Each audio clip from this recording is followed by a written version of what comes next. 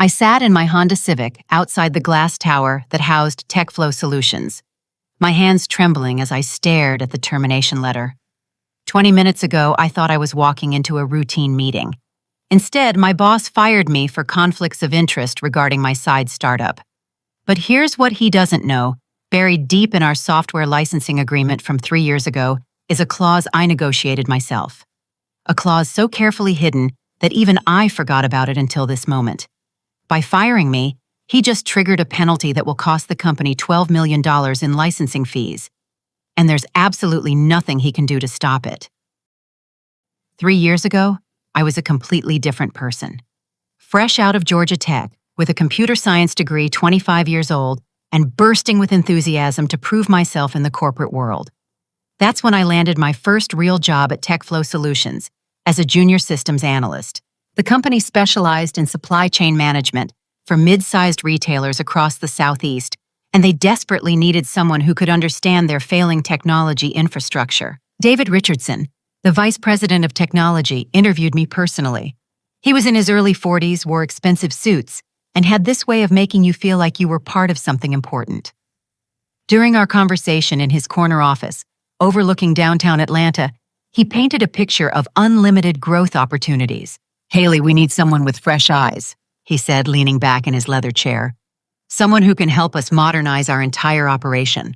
Are you ready for that challenge?" I accepted on the spot. The reality hit me within the first week. TechFlow was running on systems that belonged in a museum. Their inventory management software was so outdated that warehouse workers were literally printing out spreadsheets and walking them between departments. Orders were getting lost, shipments were delayed, and the company was hemorrhaging money every single day. But instead of feeling overwhelmed, I saw opportunity. I spent my first month mapping every process, documenting every inefficiency, and building relationships with frustrated employees who had been ignored for years. The warehouse manager, Carl Rodriguez, became my best ally. He'd worked there for 15 years and had watched the company's technology problems grow worse each quarter. "Nobody listens to us down here," he told me during one of our conversations. "We've been asking for better systems for years, but management just keeps patching problems instead of fixing them." I knew exactly what they needed. Enterprise-level inventory management software with real-time tracking, automated reordering, and integrated financial reporting. The problem was cost. These systems typically required massive licensing fees that small companies couldn't afford. That's when I discovered Megacorp Solutions. They offered exactly what we needed, but their licensing structure was incredibly complex. Most companies just accepted their standard terms, but I saw an opportunity to negotiate something better. I spent 3 weeks studying every clause, every subcategory, every possible interpretation of their contract language. The breakthrough came during a late-night research session. I realized that Megacorp's standard licensing included penalty clauses for early termination, but they had no protections for companies that invested heavily in system integration. If a company trained employees extensively on the software and then lost those employees, they had no recourse. I crafted a unique proposal. Instead of accepting Megacorp's standard terms, I negotiated what I called a retention incentive clause. The basic idea was simple. If any employee who worked directly on the system integration left the company involuntarily within 5 years, the licensing would revert to premium rates. On paper, this looked like protection for TechFlow's investment in training. In reality, it was an insurance policy that could save the company millions if implemented correctly. The standard licensing fee was $4 million annually. The premium rate was $12 million. The difference would only matter if key personnel were terminated unexpectedly. I presented my research to David in a comprehensive 40-page report. I explained how the new software would eliminate their current problems, increase efficiency by at least 30%, and provide long-term cost savings. Then I showed him the licensing agreement I had negotiated. This retention clause ensures that our investment in training and integration is protected, I explained, pointing to the relevant section. It incentivizes the company to maintain stability in the technology department. David skimmed through the contract, clearly more interested in the cost savings than the legal details. $4 million annually instead of their usual $6 million rate. Outstanding work, Haley. Let's move forward immediately. The implementation took 6 months of intensive work. I coordinated with Megacorp's technical team, trained our entire staff, and personally oversaw the integration of every system component. The transformation was remarkable. Order processing time dropped by 70%. Inventory accuracy improved to 98%. Customer complaints about delayed shipments virtually disappeared. The success was undeniable. Within a year, TechFlow's efficiency gains had saved them over $2 million in operational costs. Other departments started requesting my assistance with their technology needs. I felt like I had found my calling. But success in corporate America often breeds unexpected consequences. 6 months after our system launch, David received a promotion to Chief Executive Officer. He deserved it. Under his leadership, our technology improvements had contributed to the company's best financial performance in a decade. However, David's promotion created a vacancy in the VP of Technology position. Instead of promoting from within or conducting a thorough search, David made a decision that would change everything. He brought in James Morrison, his college fraternity brother, to fill the role. James arrived on a Monday morning in January with all the confidence of someone who had never doubted his place in the world. He was David's age, wore designer clothes, and spoke with the kind of authority that comes from privilege rather than expertise. During his first department meeting, he made his priorities crystal clear. "I've been brought in to optimize our technology operations," he announced to our team of 12 analysts and engineers. "David has given me complete authority to restructure this department for maximum efficiency." Then he looked directly at me. "I'll be reviewing all current projects and personnel assignments to ensure we're utilizing our resources appropriately." Something in his tone made my stomach clench. I had expected David to acknowledge my role in the company's recent success, maybe even consider me for a leadership position. Instead, I was about to learn what happens when office politics matter more than actual performance. James Morrison wasted no time establishing his authority. Within his first week, he scheduled individual meetings with every department member to assess current capabilities and future potential. My meeting was scheduled for Friday afternoon at 4:30, a time slot that felt deliberately inconvenient. His office, the same corner space where David had once encouraged my ambitions, now felt cold and unwelcoming. James sat behind the desk wearing a navy suit that probably cost more than my monthly salary, reviewing a folder that I assumed contained my personnel file. "Haley, I've been examining your work on the Megacorp implementation," he began without looking up. "Impressive results, though I have some questions about your approach." I waited for him to continue, but he seemed to expect a response. "I'm happy to clarify anything you need to understand about the project." "Well, for instance, this licensing agreement." He finally made eye contact. "It seems unnecessarily complicated. Most companies accept standard terms for enterprise software. Why did you negotiate such an unusual contract structure?" The question caught me off guard. The retention clause saves the company significant money while protecting our investment in training. It's actually quite straightforward once you understand the cost implications. James nodded slowly, but his expression suggested skepticism rather than comprehension. "I see. And you handled these negotiations personally?" "Yes, I worked directly with Megacorp's account team for several months to develop terms that benefited TechFlow." "Interesting." He made a note in my file. "Going forward, I'll need you to clear any external communications through me before proceeding. We need better oversight of vendor relationships." The meeting continued for another 20 minutes, with James questioning decisions that had already proven successful.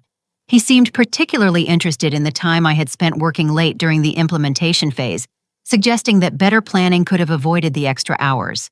As I left his office, I felt confused and slightly unsettled.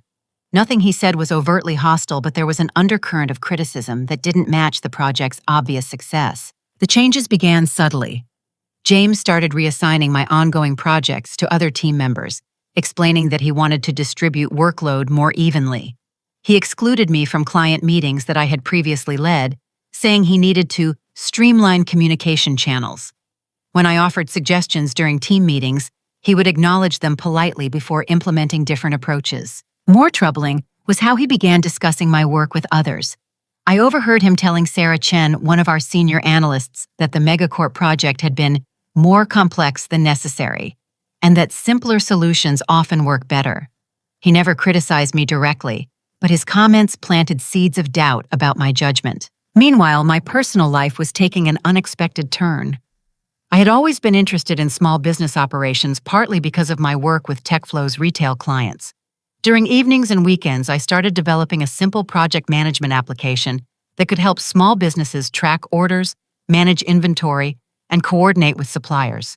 The app, which I called Streamline Sync, was purely a personal project. I used my own laptop, my own internet connection, and my own time. I was careful to ensure that nothing about it violated my employment contract, which only prohibited using company resources or sharing proprietary information. Streamline Sync started as a hobby, but local small business owners began showing genuine interest.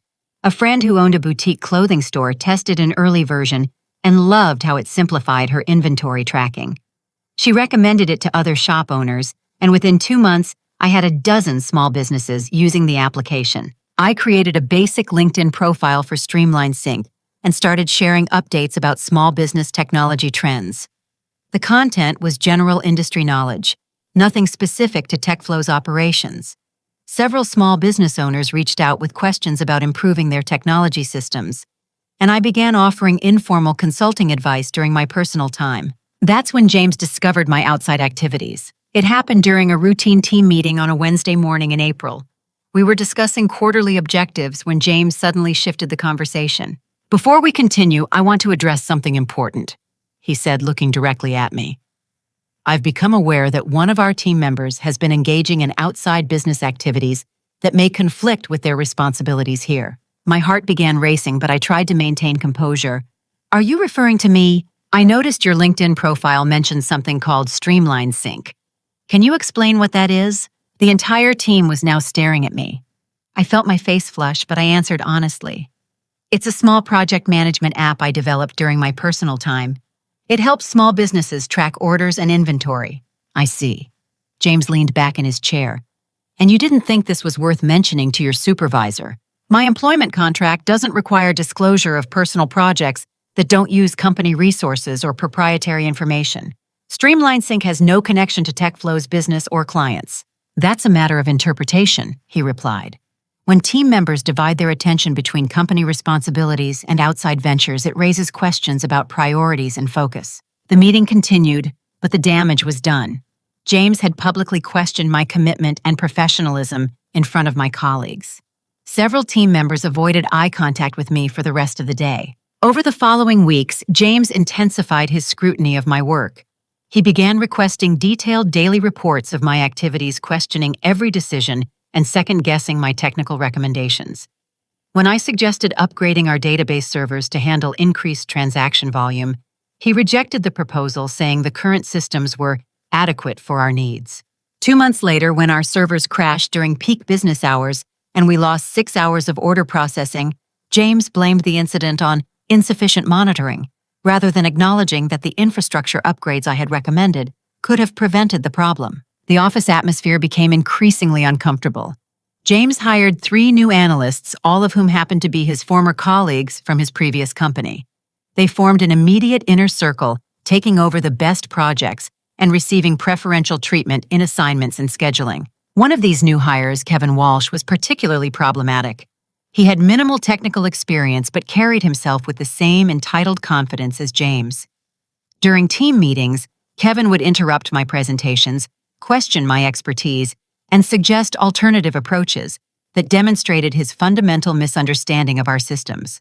"I think Haley's making this more complicated than it needs to be," he said during one particularly frustrating meeting about database optimization. "In my experience, simple solutions are usually better." The fact that Kevin had no relevant experience in database management made his comment even more insulting, but James nodded approvingly. "Kevin raises a good point. Sometimes experience can lead to overthinking problems." I began documenting every interaction, every meeting, every decision that seemed designed to undermine my position. I hoped that David, now CEO, would eventually notice the declining team dynamics and intervene. But David was focused on broader company strategy and seemed content to let James handle departmental management without interference. The breaking point came during our quarterly performance review period. James scheduled my review for late on a Friday afternoon after most of the office had already left for the weekend. I entered his office expecting a routine evaluation based on my continued strong performance metrics. Instead, James presented me with a formal performance improvement plan, "Haley, I have concerns about your recent work quality and team collaboration." He began sliding a thick document across his desk. This plan outlines specific areas where improvement is needed over the next 90 days. I stared at the document in disbelief. The performance improvement plan cited issues like resistance to new leadership, failure to collaborate effectively with team members, and divided attention due to outside business interests. "James, my work quality has been consistently excellent. Every project I've completed has met or exceeded expectations. Our system performance metrics are the best they've ever been." "Performance isn't just about technical metrics," he replied. "It's about being a team player and supporting departmental objectives. Your outside business activities suggest that your priorities may not be aligned with company goals. Streamline Sync has never interfered with my work responsibilities. I've never used company time or resources for personal projects." That may be technically true, but perception matters. When team members see that you're building competing technology solutions during your personal time, it raises questions about your loyalty to TechFlow's mission. The conversation continued for another 30 minutes, but it was clear that James had already made his decision. The performance improvement plan was just documentation to justify whatever action he was planning to take. As I drove home that evening, I realized that my position at TechFlow had become untenable.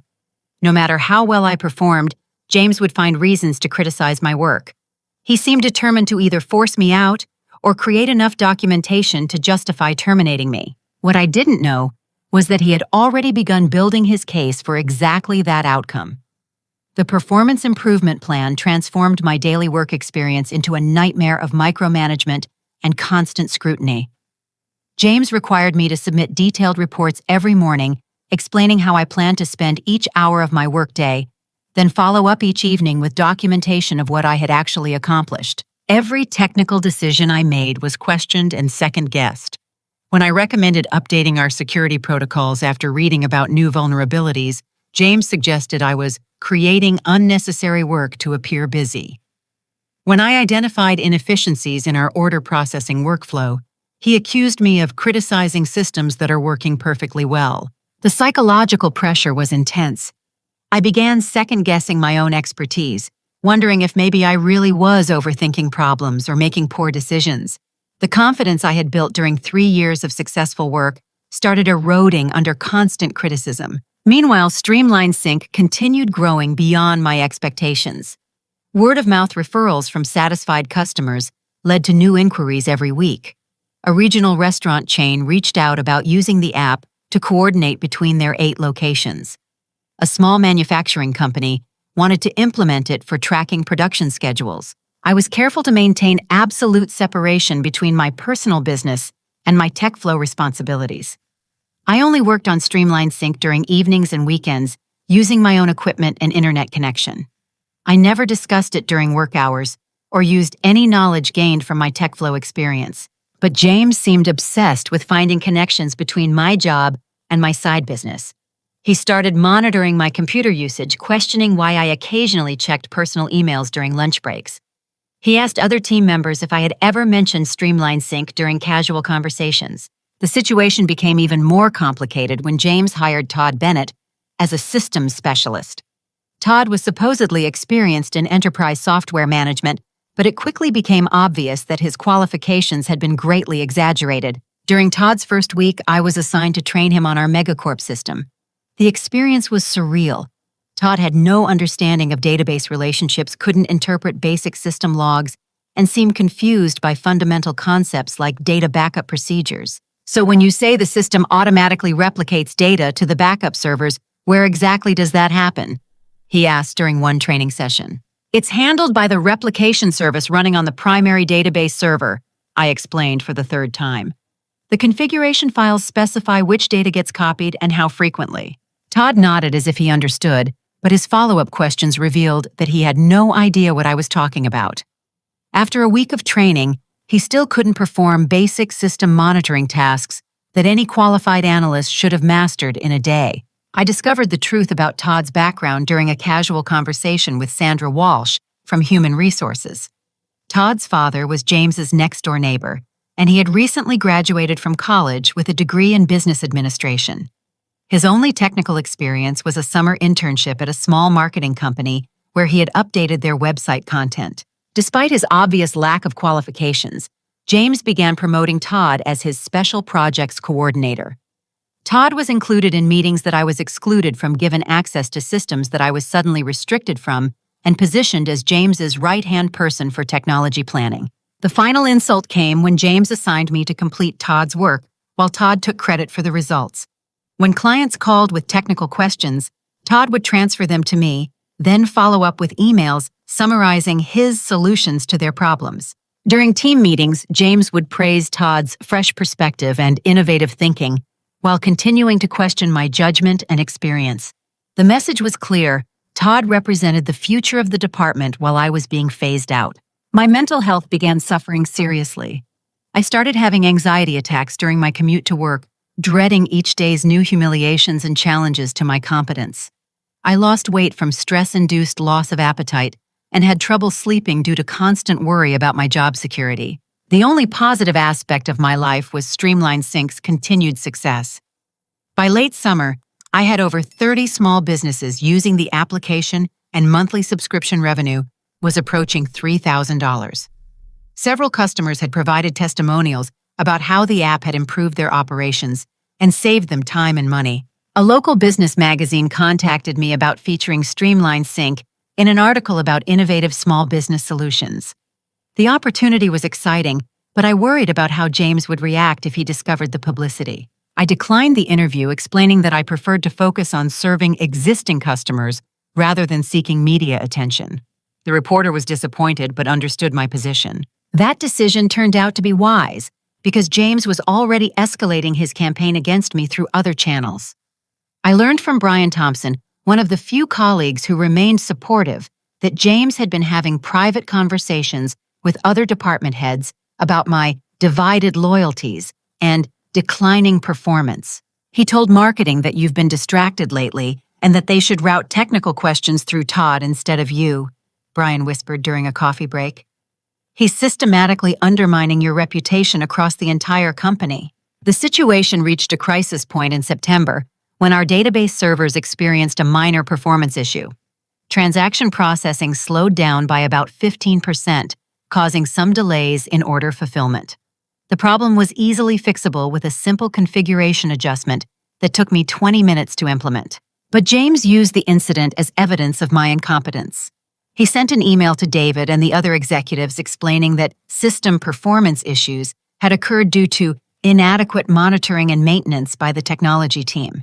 He didn't mention that I had resolved the problem quickly or that similar issues were common with any complex database system. Instead, he positioned the incident as justification for restructuring our technology management approach and bringing in additional oversight for critical systems. The email included a subtle suggestion that outside business interests might be affecting my focus on work responsibilities. I knew this was the beginning of the end. James was building a documented case for my termination, carefully creating a paper trail that would justify his decision while protecting the company from potential legal challenges. What made the situation even more frustrating was that I couldn't defend myself effectively. Any attempt to explain the technical realities or challenge James's characterizations would be dismissed as defensiveness or resistance to feedback. He had positioned himself as the reasonable manager dealing with a problematic employee, and my objections would only reinforce that narrative. The trap was closing around me, and I felt powerless to escape it. I began updating my resume and quietly reaching out to professional contacts, but I hoped somehow to salvage my position at TechFlow. Despite everything James had done, I still believed in the company's mission and wanted to continue contributing to its success. That hope was about to be crushed completely. On a Tuesday morning in early October, James called me into his office for what I assumed would be another performance discussion. Instead, he informed me that he needed to conduct a routine security audit of my company laptop and phone. "This is standard procedure for all team members," he explained, though I knew this was the first time such an audit had ever been conducted. "We need to ensure that company resources are being used appropriately." I had no choice but to comply. I handed over my laptop and phone, knowing that I had nothing to hide regarding company resources or proprietary information. I had been scrupulously careful to keep my personal activities separate from work, but James wasn't looking for major violations. He was searching for any minor infraction that could justify termination. He found it in my email archive, a single personal message I had sent 3 months earlier to my college roommate, mentioning that I was working on a small business app during my free time. The email had been sent during my lunch break using the company's internet connection, a technically personal use of company resources, though the policy violation was minimal and inadvertent. James printed the email, highlighted the relevant sentence, and placed it in my personnel file as evidence of misuse of company resources for personal business activities. 2 days later, I received a meeting invitation that would change everything. Please report to Conference Room B at 9 a.m. tomorrow for an important discussion regarding your employment status. Present will be David Richardson, James Morrison, and Sandra Walsh from Human Resources. I knew exactly what this meeting would bring, but I still hoped somehow that reason would prevail. After 3 years of excellent performance and crucial contributions to the company's success, surely one inadvertent email wouldn't justify termination. I was about to learn that in corporate politics, performance and logic often matter less than power and personal grudges. I arrived at Conference Room B at exactly 9 a.m., my hands steady despite the churning anxiety in my stomach. The room's floor-to-ceiling windows overlooked the city, but the stunning view felt meaningless as I faced what I knew would be the end of my career at TechFlow. David sat at the head of the polished conference table, looking uncomfortable in his expensive charcoal suit. He avoided eye contact, shuffling through papers with unnecessary intensity.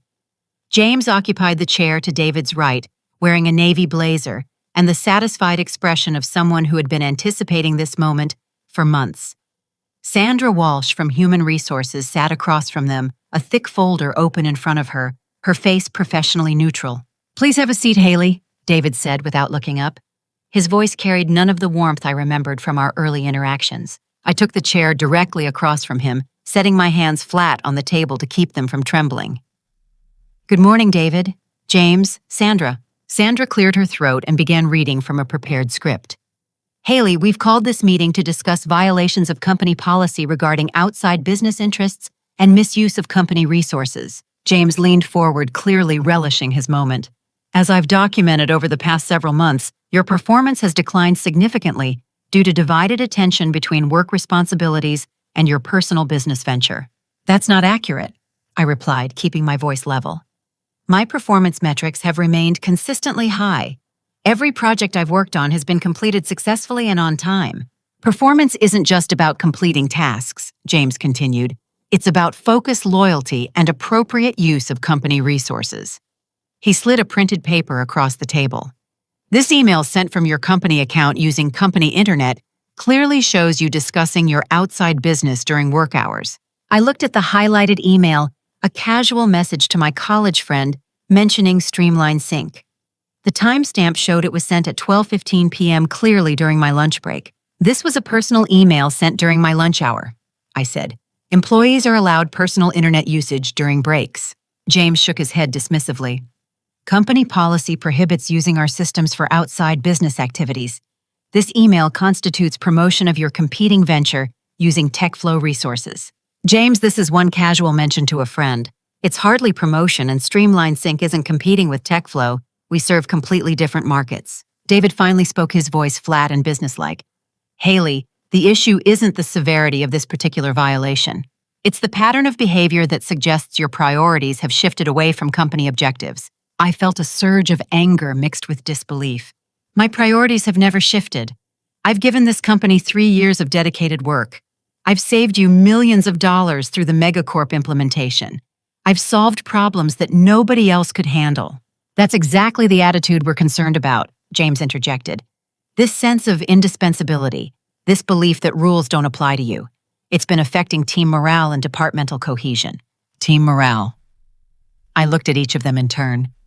"James, you've systematically excluded me from meetings, questioned every decision I make, and publicly undermined my expertise. You've created a hostile work environment, and now you're blaming me for the results." Sandra held up her hand. "Haley, we understand you're upset, but the decision has already been made. We're terminating your employment effective immediately for violations of company policy regarding conflicts of interest and misuse of company resources." The words hit me like a physical blow. Despite knowing this was coming, hearing it officially felt surreal. 3 years of work relationships and contributions wiped away in a conference room meeting. "This is unfair and you know it," I said, looking directly at David. "You're destroying my career over a lunch-hour email about a hobby project that has never interfered with my work." David finally made eye contact, but his expression remained cold. "The decision is final, Haley. Security will escort you to clean out your desk." James couldn't resist adding insult to the injury. "Todd will be taking over your responsibilities. He understands the importance of team loyalty and maintaining focus on company objectives." The revelation that utterly unqualified Todd would replace me was the cruelest cut of all.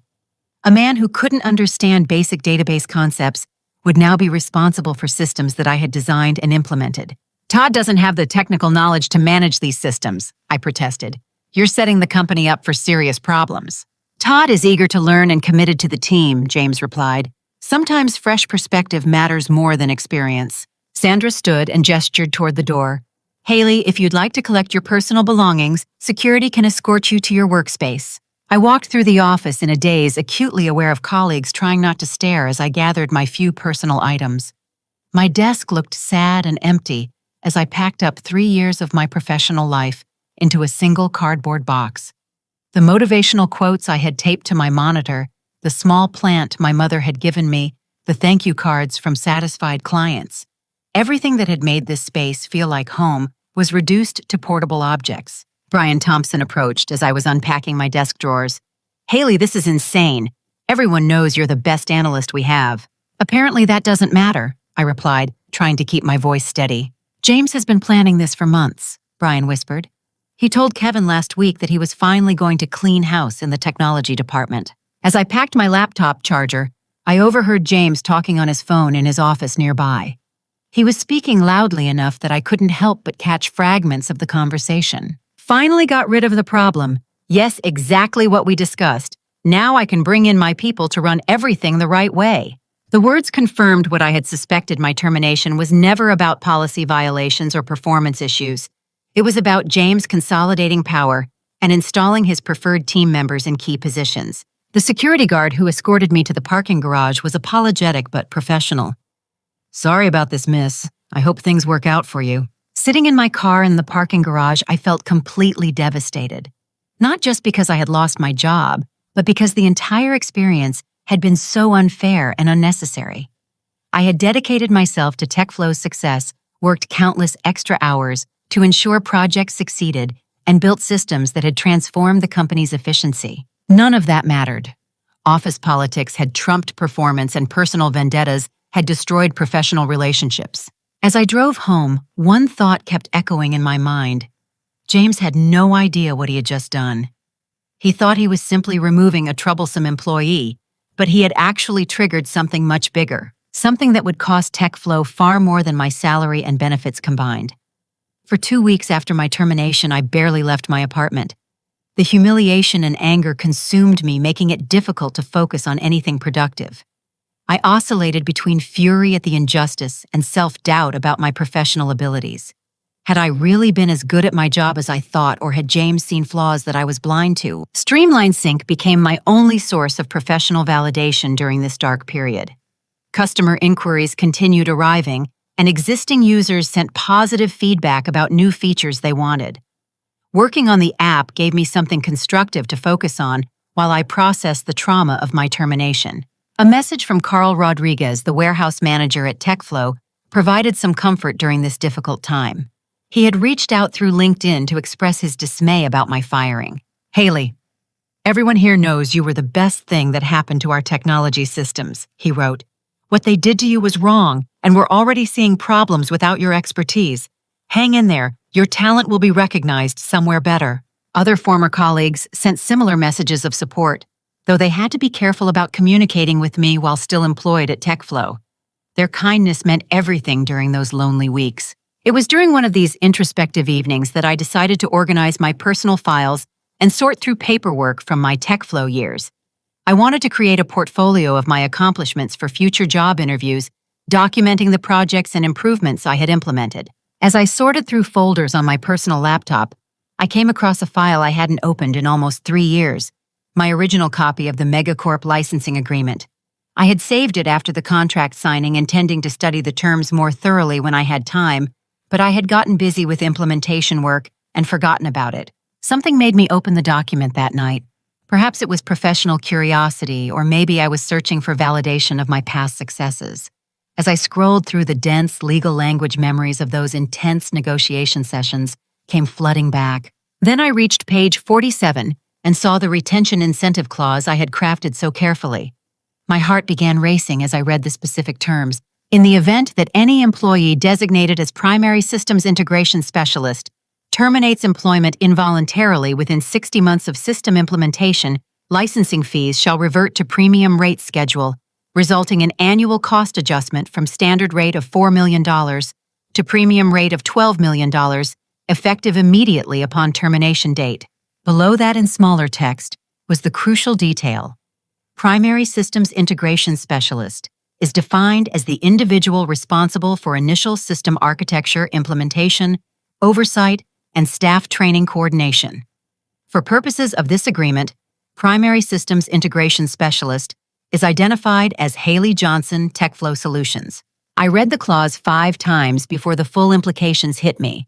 My termination had automatically triggered the penalty provision, increasing TechFlow's annual licensing costs by $8 million. The increase was effective immediately, not subject to appeal, renegotiation, or reversal. I grabbed my phone and looked up Megacorp Solutions' customer service number. Even though it was after business hours, they offered 24-hour support for enterprise clients. After navigating through several phone menus, I reached Patricia Hughes, a senior account manager, who I remembered from the original negotiations. "Patricia, this is Haley Johnson from TechFlow Solutions. I was the primary contact during our licensing implementation 3 years ago." "Of course, Haley. How are things going at TechFlow? I hope you're calling with good news about expanding your usage." "Actually, I'm calling about a contract provision that may have been triggered recently. I'm no longer with TechFlow. My employment was terminated 2 weeks ago." There was a pause as Patricia processed this information. "Oh my. Let me pull up your account details and check the contract terms. Can you hold for just a moment?" While waiting, I felt a mixture of excitement and nervousness. If the clause was enforceable, TechFlow was about to receive a very unpleasant surprise. If there were loopholes or exceptions I hadn't considered, I would be disappointed but not surprised. Patricia returned to the line with news that exceeded my expectations. "Haley, I've reviewed your contract and consulted with our legal department. The retention incentive clause is absolutely enforceable, and your termination date of October 8th has already been processed by our billing system. TechFlow's next quarterly invoice will reflect the premium rate adjustment. So the $8 million increase is definite, completely definite. The clause was thoroughly reviewed by our legal team during the original negotiations, and they were impressed by how comprehensively it was written. There are no exceptions or appeal processes. The terms are binding." Patricia continued with information that made the situation even better. "I should also mention that our executive team has been discussing your contract work internally. The retention clause you negotiated was so well crafted that we're considering offering you a consulting position to help other clients develop similar protective agreements." After ending the call, I sat in stunned silence for several minutes. James thought he was simply firing a problematic employee, but he had actually cost TechFlow $8 million annually.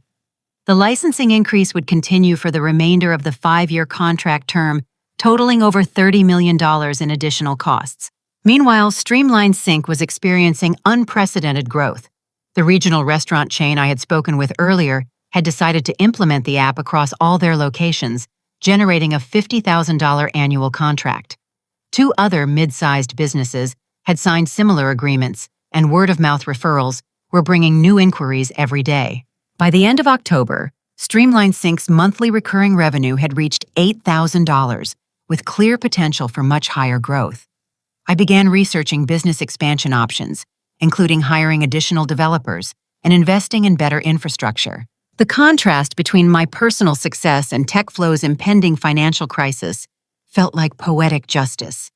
While James was busy destroying the technology department with incompetent personnel decisions, I was building something valuable and sustainable. I learned about TechFlow's growing problems through Brian Thompson, who had become my unofficial inside source.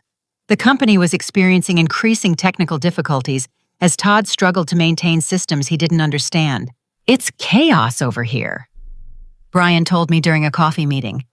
Todd accidentally deleted an entire database table last week, and it took 6 hours to restore from backups. James is trying to cover for him, but everyone knows Todd is completely out of his depth. Brian also revealed that James had been making increasingly desperate attempts to fix problems that I had previously handled routinely.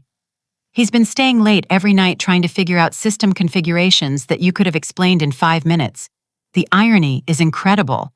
The most satisfying news came when Patricia Hughes called with an official consulting offer from Megacorp Solutions. They wanted to hire me as an independent contractor to review enterprise licensing agreements and help clients negotiate protective clauses similar to the one I had created for TechFlow. The consulting contract included a substantial retainer fee and the promise of ongoing work with major corporate clients. It would provide significant income while allowing me to continue growing Streamline Sync. As November began, I realized that my termination from TechFlow had been the best thing that could have happened to my career. I was building multiple income streams, developing my expertise in areas I had never explored, and creating value for clients who appreciated my contributions. James had thought he was destroying my professional prospects, but he had actually freed me to pursue opportunities that were far better than anything TechFlow could offer. The best part was that he had no idea what was coming. The reckoning began on a Tuesday morning in mid-November when Margaret Stevens, TechFlow's chief financial officer, opened the quarterly invoice from Megacorp Solutions.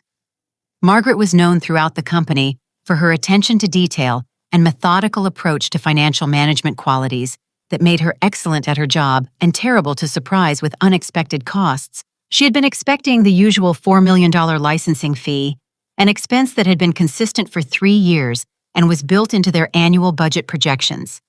Instead, the invoice showed $12 million, an $8 million increase, with no explanation or advance notice. Margaret immediately called Megacorp's billing department, assuming the invoice was an error. The conversation that followed would trigger a crisis that reached TechFlow's highest executive levels within hours. "This invoice shows a 300% increase in our licensing fees," Margaret told the Megacorp representative. "There must be some mistake. Let me review your account, Mrs. Stevens.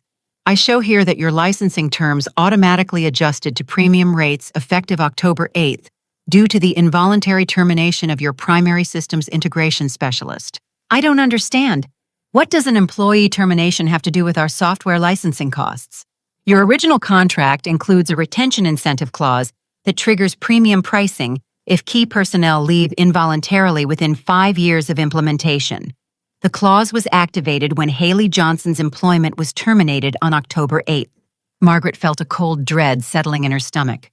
How long does this premium pricing remain in effect? For the duration of your contract term, which runs through October 2028, the annual cost will remain at $12 million unless you choose to renegotiate under our current standard terms, which would be approximately $14 million annually. After ending the call, Margaret immediately scheduled an emergency meeting with David and James. She needed to understand how a routine employee termination had triggered such massive financial consequences. The meeting took place in David's corner office 30 minutes later. James arrived looking confident and relaxed, clearly unaware of the crisis brewing. David seemed preoccupied with other matters, checking his phone periodically throughout the conversation. "David, James, we have a serious problem." Margaret began placing the Megacorp invoice on the conference table. "Our software licensing cost just tripled, and it's directly related to Haley Johnson's termination." James looked at the invoice with confusion. "That has to be an error. Employee terminations don't affect vendor contracts." "Apparently this one does. There's something called a retention incentive clause in our licensing agreement that triggers premium pricing when key personnel leave involuntarily." David finally gave the conversation his full attention. "What kind of retention clause? I don't remember anything like that in the contract." Margaret turned to James. "James, you were involved in terminating Haley. Did anyone review the potential consequences before making that decision?" "Of course not," James replied dismissively. "Why would we check software contracts before firing an employee? That doesn't make any sense."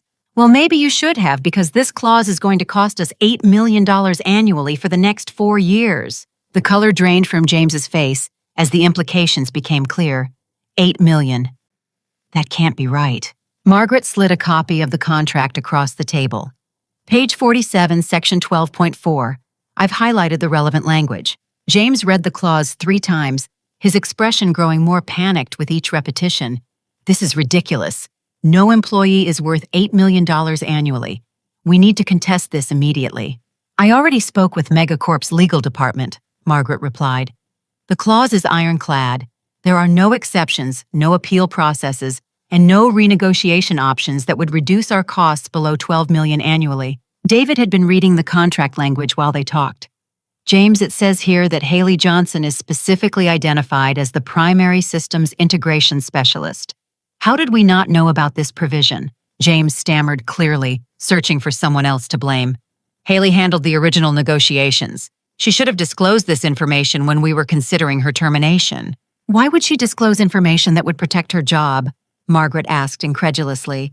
This is exactly the kind of detail that management needs to review before making personnel decisions. The conversation continued for another hour as the magnitude of the crisis became clear.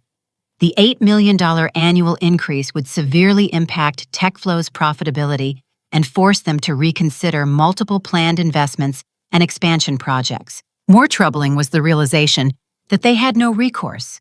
The contract language was unambiguous, and Megacorp had already processed the rate change through their billing systems. TechFlow was committed to paying premium rates for the next 4 years, regardless of their financial situation. Meanwhile, James was discovering that his problems extended far beyond the licensing crisis. Without my expertise, the technology department was experiencing increasingly serious operational difficulties. The database servers I had recommended upgrading were now crashing regularly under increased transaction loads. The security protocols I had designed were becoming outdated, leaving the company vulnerable to cyber threats. The system monitoring tools I had configured were generating alert messages that nobody understood how to interpret. Todd Bennett, my supposed replacement, was completely overwhelmed by responsibilities he lacked the knowledge to handle. His attempts to fix problems often created bigger issues, leading to system downtime that affected the entire company's operations. Brian Thompson later told me that Todd had accidentally corrupted a critical database during a routine maintenance attempt requiring 8 hours of emergency restoration work that cost the company thousands of dollars in lost productivity. James spent the entire weekend in the office trying to fix Todd's mistakes, Brian reported. He looked absolutely desperate, asking everyone if they knew how to recover deleted database records. The situation became even worse when other department heads began demanding explanations for the declining technology performance. Customer service was receiving more complaints about system slowdowns. The warehouse was experiencing delays in order processing. Sales representatives were struggling with unreliable database access during client presentations. 3 weeks after my termination, Robert Cruz, TechFlow's chairman of the board, called an emergency board meeting to address the financial and operational crisis. The agenda included a comprehensive review of the Megacorp licensing situation and an assessment of technology department performance. Margaret presented the financial implications of the licensing increase, explaining how the unexpected costs would affect profitability and limit growth opportunities. She also revealed that the retention clause could have been avoided if proper due diligence had been conducted before terminating key personnel. Brian shared insider information about the board meeting through our regular coffee conversations. Cruz was furious, he told me. He kept asking how a junior analyst's employment contract could trigger such massive financial consequences without anyone in management being aware. The board's investigation uncovered additional troubling information about James's management practices. Several technology department employees had submitted complaints about the hostile work environment, discriminatory treatment, and incompetent personnel decisions. They discovered that James had hired multiple unqualified employees based on personal relationships rather than technical expertise. They learned that he had systematically undermined experienced staff members while promoting individuals who lacked relevant skills or knowledge. Most damaging was the revelation that James had been warned about potential problems with my termination, but had dismissed those concerns without investigation. Carl Rodriguez from the warehouse had submitted a formal complaint about losing access to my technical support. Sarah Chen from the analyst team had requested a review of James's decision-making process. Even Sandra Walsh from Human Resources had expressed reservations about the rapid termination without proper documentation. James had ignored all of these warnings, prioritizing his personal agenda over company interests. The final blow came when Patricia Hughes from Megacorp contacted David directly to discuss my consulting contract offer.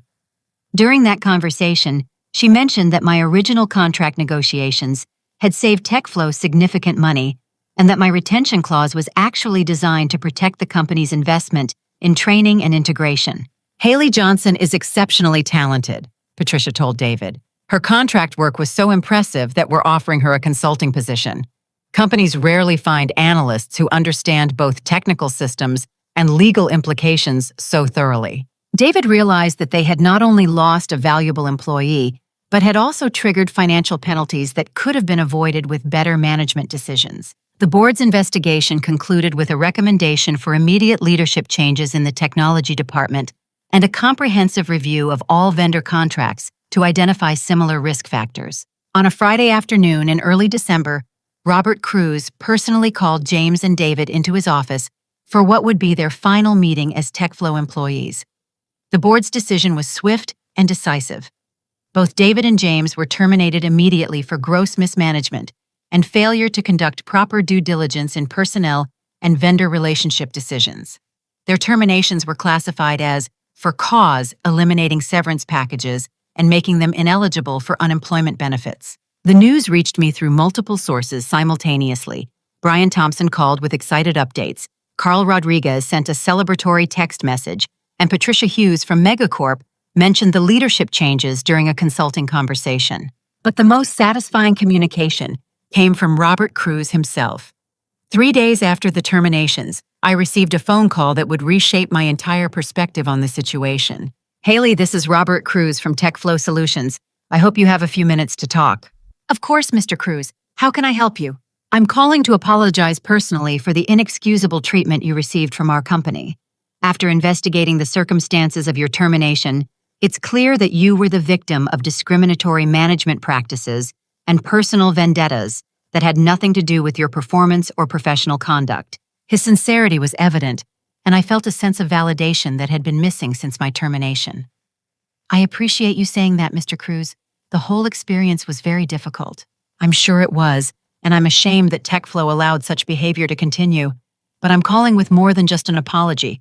The board has voted unanimously to offer you David's former position as Chief Executive Officer with complete authority to restructure our technology operations and implement whatever changes you believe are necessary. The offer was stunning.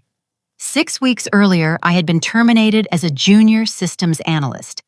Now I was being offered leadership of the entire company. But as appealing as the validation felt, I had already begun building something that offered more potential and personal satisfaction than any corporate position. Mr. Cruz, I'm honored by the offer and I appreciate the board's confidence in my abilities.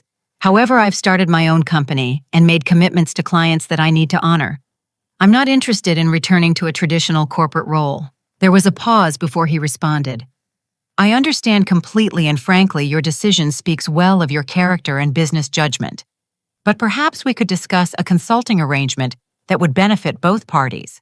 That conversation led to negotiations for a consulting contract that proved perfect for everyone involved. TechFlow would pay Streamline Sync a substantial monthly retainer to maintain their systems, provide technical guidance, and help them avoid future contract pitfalls. I would continue growing my own business while helping TechFlow recover from the crisis.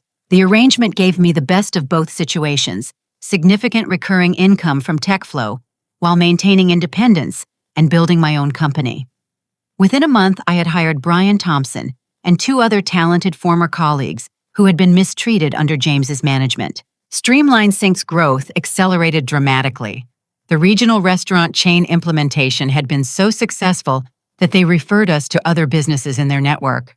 Word-of-mouth recommendations led to contracts with a manufacturing company, a retail chain, and several professional services firms. By February, we had 15 employees and over $200,000 in monthly recurring revenue. I moved the company into a beautiful downtown office space and began planning for national expansion. The consulting work with Megacorp Solutions opened even more opportunities. Patricia Hughes introduced me to influential executives in the enterprise software industry, leading to speaking engagements at technology conferences and recognition as an expert in technical contract negotiation. My professional reputation grew far beyond anything I could have achieved at TechFlow. Articles about Streamline Sync appeared in business magazines, and I was invited to guest lecture at Georgia Tech about entrepreneurship and technology management. Meanwhile, James's downfall became complete and public. His termination for cause made it difficult for him to find comparable employment, especially after word spread about his role in the megacorp licensing crisis. Companies in the technology sector are small communities where news travels quickly, and his reputation for poor judgment and discriminatory management practices preceded him to job interviews. Todd Bennett was demoted to an entry-level position at TechFlow, where he eventually found work more suited to his actual capabilities. His brief stint as a systems specialist became a cautionary tale about the dangers of hiring based on personal connections rather than qualifications. David struggled to find executive-level positions after his termination, particularly as the details of the TechFlow crisis became known in business circles. The lesson about conducting proper due diligence before major personnel decisions became a case study discussed in MBA programs. The most satisfying moment came during a technology industry conference where I was speaking about contract negotiation strategies. James was in the audience, having attended the conference while job searching. During the question and answer session, he asked a question that revealed his continued failure to understand the legal and financial implications of management decisions. I answered his question professionally and thoroughly, demonstrating the expertise that he had dismissed when he terminated my employment. Several audience members approached me afterward to discuss consulting opportunities while James left the conference early. 6 months after my termination, I received a handwritten note from a small business owner whose company had been transformed by Streamline Sync. Her boutique clothing store had struggled with inventory management for years, losing money due to overstocking some items while running out of others. The app had helped her optimize ordering, reduce waste, and increase profitability by 30%. Dear Haley, the note read, I wanted you to know that your app saved my business and probably my marriage. The stress of financial uncertainty was affecting every aspect of my life, but now I have control over my inventory and confidence in my decisions. Thank you for creating something that makes such a real difference for people like me.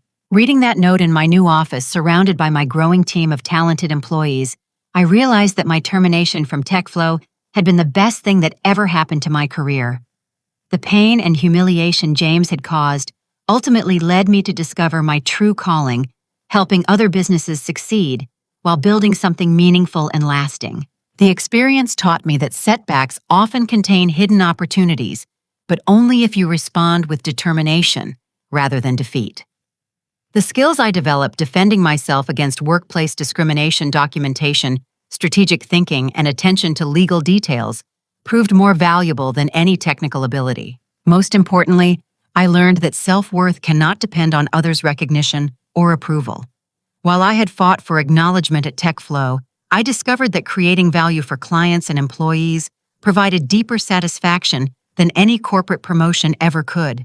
The contract clause I had written 3 years earlier and nearly forgotten about became my salvation, not because I planned it that way, but because I had approached every aspect of my work with thoroughness and care. The lesson was clear: excellence in small details often matters more than grand gestures, and preparation can protect you from situations you never anticipated. James had thought he was destroying my career, but he actually freed me to build something far better than anything TechFlow could offer.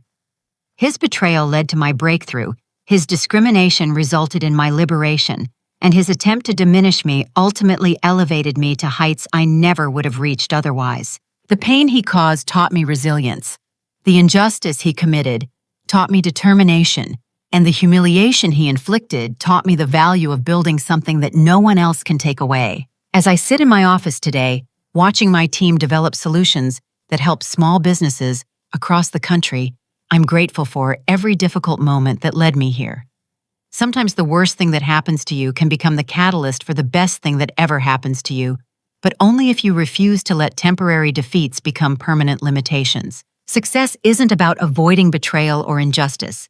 It's about transforming those experiences into wisdom, strength, and opportunities to create something better than what was taken from you. Have you ever had an experience where what seemed like a devastating setback actually led to something much better? I'd love to hear your stories in the comments below. Sometimes sharing our struggles can inspire others who are facing their own challenges. If this story resonated with you, please like this video, subscribe for more real-life stories about overcoming workplace adversity, and share it with anyone who might need encouragement during difficult times. Thank you for listening to my journey, and I wish you strength and success in building your own unshakable future.